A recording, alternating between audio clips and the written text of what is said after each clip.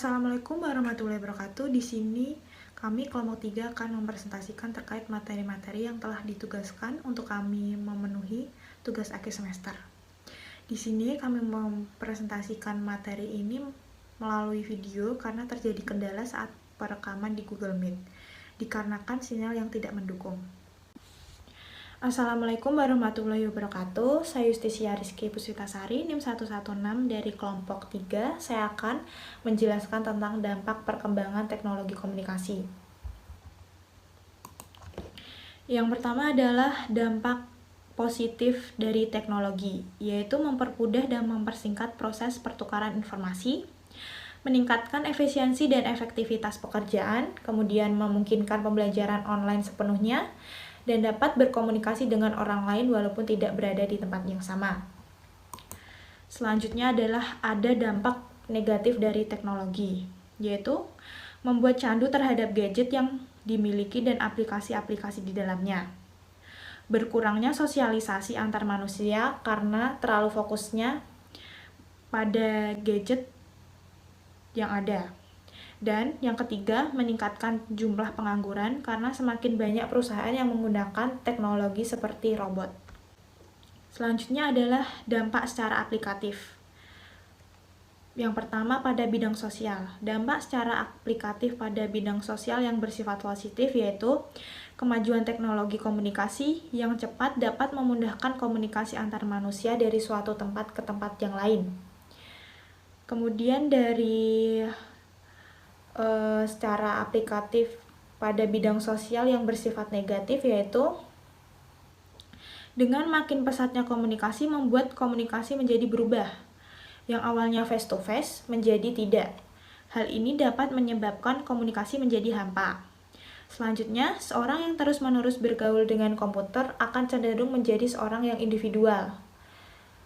Kemudian, dengan pesatnya teknologi informasi, baik internet maupun media lainnya, membuat peluang masuknya hal-hal yang berbau pornografi, porno aksi, maupun kekerasan makin mudah.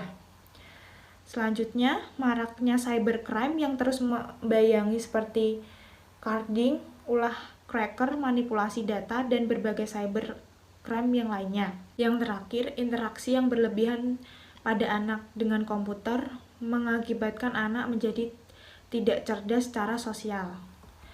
Selanjutnya ada dampak secara aplikatif pada bidang pendidikan yang bersifat positif yaitu informasi yang dibutuhkan akan makin cepat dan mudah diakses untuk kepentingan pendidikan. Inovasi dalam pembelajaran makin berkembang dengan adanya inovasi e-learning yang makin memudahkan proses pendidikan. Kemudian ada kemajuan teknologi informatika juga akan memungkinkan perkembangan kelas virtual atau kelas yang berbasis telekonferensi yang tidak mengharuskan sang pendidik dan peserta didik berada di dalam satu ruangan. Yang terakhir, sistem administrasi pada sebuah lembaga pendidikan akan makin mudah dan lancar karena penerapan sistem teknologi informatika. Kemudian ada dampak secara aplikatif pada bidang pendidikan yang bersifat negatif. Yang pertama, kemajuan pada teknologi informatika juga akan makin mempermudah terjadinya pelanggaran terhadap hak atas kekayaan intelektual dan menyebabkan peluang terjadinya plagiarisme. Kemudian, walaupun sistem administrasi suatu lembaga pendidikan bagaikan sebuah sistem tanpa celah, tetapi jika terjadi suatu kecerobohan dalam menjalankan sistem tersebut berakibat fatal. Yang terakhir, satu dampak negatif televisi atau sosial media melatih anak untuk berpikir pendek dan mempengaruhi konsentrasi pada anak saat belajar. Kemudian ada dampak secara aplikatif pada bidang ekonomi yang bersifat positif yaitu makin maraknya penggunaan teknologi informatika akan makin membuat lapangan pekerjaan semakin banyak. Yang kedua, bisnis yang berbasis teknologi informatika atau yang bisa disebut e-commerce dapat mempermudah transaksi bisnis suatu perusahaan atau perorangan. Kemudian, dengan fasilitas pemasangan iklan di internet pada situs tertentu akan mempermudah kegiatan promosi dan pemasaran suatu produk. Selanjutnya ada dampak secara aplikatif bidang ekonomi yang bersifat negatif, yaitu dengan mudahnya melakukan transaksi internet menyebabkan akan makin memudahkan pula transaksi yang dilarang seperti transaksi barang selundupan atau transaksi narkoba. Kemudian, hal yang sering terjadi adalah pembobolan rekening suatu lembaga atau perorangan yang mengakibatkan kerugian finansial yang besar. Selanjutnya ada dampak secara aplikatif pada bidang pemerintahan yang bersifat positif, yaitu teknologi informasi dan komunikasi yang dikembangkan dalam pemerintahan atau yang disebut e-government membuat masyarakat makin mudah dalam mengakses kebijakan pemerintah sehingga program yang dicanangkan pemerintah dapat berjalan dengan lancar. Selanjutnya, e-government juga dapat mendukung pengelolaan pemerintah yang lebih efisien dan bisa meningkatkan komunikasi antar pemerintah dengan sektor usaha dan industri. Yang terakhir, masyarakat dapat memberi masukan mengenai kebijakan-kebijakan yang dibuat oleh pemerintah sehingga dapat memperbaiki kinerja pemerintah. Kemudian ada dampak secara aplikatif bidang pemerintah yang bersifat negatif, yaitu makin besarnya masyarakat mengakses situs pemerintah akan membuka peluang terjadinya cybercrime yang dapat merusak sistem teknologi informatika e-government, misalnya kasus pembobolan situs KPU ketika penyelenggaraan pemilu oleh. Selanjutnya ada dampak positif perkembangan televisi. Dampak positif yang terdapat pada media televisi bagi kita ialah televisi hadir sebagai sarana untuk memperlancar hubungan dan komunikasi serta penyebaran informasi. Selain itu, televisi mampu menghibur kita dari berbagai macam kepenatan dengan acara-acara yang disuguhkan, seperti acara hiburan, film, dan sinetron, dan sebagainya. Selain itu, televisi juga berperan menjadi salah satu media yang memberikan informasi kepada masyarakat dengan menyebarkan berita dan gagasan melalui televisi. Kemudian ada dampak negatif perkembangan televisi. Televisi juga berpotensi besar memberikan dampak negatif di tengah berbagai lapisan masyarakat, khususnya pada anak-anak. Karena anak-anak sendiri belum mampu membedakan informasi atau tontonan yang baik atau yang buruk. Di sini diperlukan peran orang tua untuk mendampingi anak, tetapi banyak orang tua yang belum peduli akan hal tersebut. Menjadi banyak anak-anak yang menirukan aksi-aksi yang tidak boleh ditiru seperti kekerasan, pornografi, seperti itu. Sekian penjelasan dari saya. Wassalamualaikum warahmatullahi wabarakatuh. Assalamualaikum warahmatullahi wabarakatuh. Nah, yang pertama saya akan menjelaskan tentang peralatan media baru dalam proses komunikasi. Media baru itu sendiri merupakan suatu perkembangan teknologi komunikasi masa digital di mana seseorang dapat melakukan interaksi melalui dunia maya tanpa bertatap muka secara langsung dengan bantuan internet. Menurut McQuail, media baru adalah sebagai perangkat teknologi komunikasi yang memungkinkan adanya digitalisasi dan cangkupan yang luas untuk penggunaan pribadi sebagai alat komunikasi. Ada beberapa karakteristik dari media baru. Yang pertama adalah interaktivitas, yakni komunikator dan komunikan dapat saling berkomunikasi atau berinteraksi satu sama yang lain secara langsung tanpa harus bertatap muka. Yang kedua adalah kehadiran sosial atau sosiabilitas, yakni pengguna media dapat memunculkan komunikasi personal dengan orang lain seperti dengan melalui media sosial seperti Line dan lain-lain. Yang ketiga adalah media richness, di mana media dapat lebih banyak melibatkan individu dan melibatkan banyak indera. Nah, karakteristik yang keempat adalah otonomi. Yang dimaksudkan dengan otonomi adalah pengguna dapat mengendalikan sendiri atas konten dan bersifat mandiri tanpa adanya kontrol. Yang kelima ada unsur bermain-main. Dalam karakteristik ini, di dalam media baru terdapat unsur untuk hiburan atau kesenangan. Yang keenam ada privasi, yakni bersifat pribadi yang dihubungkan dengan satu konten. Karakteristik yang terakhir atau yang ketujuh adalah personalisasi, di mana konten dan penggunaan menjadi personal dan unik. Nah, dari beberapa karakteristik tersebut terdapat beberapa peralatan media baru dalam proses komunikasi yang akan kita bahas nanti. Yang pertama ada GPRS atau General Packet Radio Service. Yang kedua ada CDMA atau Code Division Multiple Access, dan yang ketiga ada Voice over Internet Protocol. Nah, pertama yang akan kita bahas adalah GPRS atau General Packet Radio Service. GPRS merupakan suatu koneksi internet tanpa kabel atau wireless dan biasanya dipakai oleh handphone. GPRS itu sendiri merupakan suatu teknologi yang memungkinkan pengiriman atau penerimaan data dalam bentuk paket data yang berkaitan dengan email, data gambar, dan penelusuran internet. Ada beberapa kelebihan dari GPRS. Yang pertama ada teknologi jaringan GPRS mempunyai kecepatan yang mampu mencapai 171,2 kbps. Yang kedua, GPRS sendiri menggunakan sistem yang selalu terhubung. Sistem tersebut berupa gateway GPRS support node atau penghubung jaringan GPRS ke jaringan internet. Kemudian ada serving GPRS support node yang berfungsi sebagai penghubung jaringan BSS atau BTS ke jaringan GPRS. Kemudian yang ketiga ada paket control unit atau PCU yang berfungsi sebagai komponen di level BSS yang menghubungkan terminal ke jaringan GPRS. Nah, di samping ada kelebihan dari GPRS, terdapat kekurangannya antara lain. Yang pertama adalah adanya keterbatasan kemampuan dari gadget itu sendiri untuk jaringan GPRS.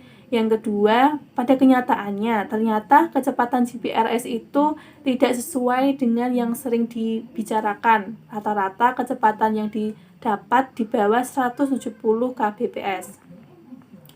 Kemudian lanjut ke CDMA atau Code Division Multiple Access, di mana pengertian dari CDMA itu sendiri merupakan suatu metode pengaksesan channel dengan menggunakan banyak frekuensi radio telekomunikasi dan juga merupakan protokol data wireless. CDMA itu sendiri beroperasi pada frekuensi 800 sampai 1900 MHz. Dalam perkembangannya, CDMA digunakan dalam banyak sistem komunikasi, termasuk pada Global Positioning System atau GPS dan pada sistem satelit OmniTrack untuk logistik transportasi. Nah, cara kerja dari CDMA itu sendiri yakni dengan menggunakan perangkat berbasis teknologi itu sendiri, yakni data yang dikirimkan akan berbentuk potongan-potongan kecil atau dalam bentuk sistem coding unik untuk meminimalisir terjadinya kebocoran atau komunikasi asing. Nah, kelebihan dari teknologi CDMA adalah biaya panggil yang lebih murah dan kualitas komunikasinya masih lebih baik dibandingkan GSM. Yang ketiga atau yang terakhir ada Voice over Internet Protocol. Voice over Internet Protocol adalah suatu teknologi yang memungkinkan percakapan suara jarak jauh melalui media internet. Data suaranya diubah menjadi kode digital dan dialirkan melalui jaringan yang mengirimkan paket-paket data dan bukan lewat sirkuit analog telepon biasa. Dapat disimpulkan definisi dari Voice over Internet Protocol adalah suara yang dikirim melalui protokol internet.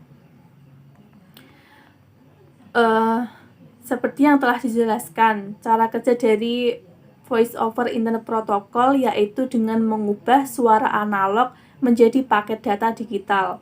Kemudian akan diteruskan melalui hub atau router atau ADSL modem dari PC dan dikirimkan melalui jaringan internet sehingga akan diterima oleh alamat tujuan. Nah, sebelum data dikirim, data yang berupa sinyal analog itu akan diubah menjadi data digital menggunakan ADC atau analog to digital converter. Kemudian ditransmisikan pada penerima akan menjadi data analog dengan digital to analog converter atau DAC. Nah, itu dia beberapa peralatan media baru dalam proses komunikasi. Nah, jadi di sini saya Lisa Rivesa Putri ingin menjelaskan mengenai konsekuensi terhadap perkembangan teknologi komunikasi. Nah, perkembangan media teknologi komunikasi saat ini itu semakin banyak dalam kehidupan sosial masyarakat, seperti makin meluasnya penggunaan internet dan handphone. Nah, pada awal perkembangan teknologi tersebut itu adalah digunakan untuk mempermudah manusia dalam melakukan berbagai hal dan kegiatan. Nah, tetapi belakangan ini justru malah menimbulkan masalah dalam kehidupan sosial dan budaya atau kultural. Nah, yang pertama itu ada konsekuensi sosial.